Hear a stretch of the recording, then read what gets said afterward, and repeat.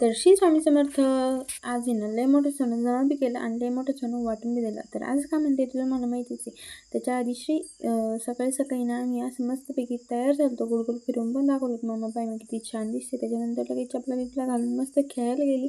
म्हणलं चला तू खेळून येऊस तर माझं काम तरी आवरून. त्याच्यानंतर मग आज होता गुरुवार, त्यामुळे मस्तपैकी पूजा मांडली, आरती वगैरे केली आणि पोथी मी नंतर वाचणार होते.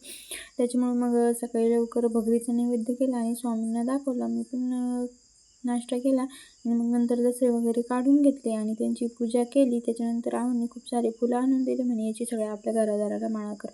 मग घराला, गाडीला, दुकानाला सगळीकडे अशी मस्तपैकी माळा करून दिला आणि त्याच्यानंतर मग घरातली पण पूजा मांडली. जेवढे होते नव्हते शस्त्रास्त्र तेवढं काढून त्यांची सगळ्यांची पूजा केली, नैवेद्य वगैरे दाखवला.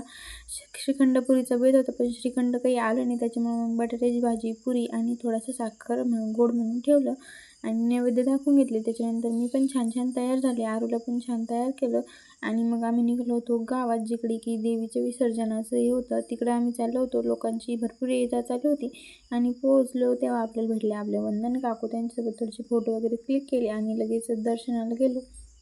दर्शन वगैरे घेतलं. मध्ये पण तिथं देवीचं मंदिर आहे, तिथे दर्शन घेतलं. तुम्ही ते पहिल्या व्हिडिओमध्ये बघितलंच असेल. मग बाहेर पण फोटोज काढले, थोडीशी दर्शन घेतलं आणि तिथं भरपूर असं सोनं जमा झालं.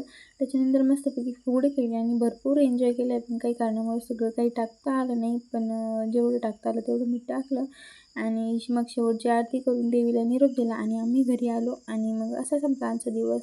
Thank you for watching. बाय.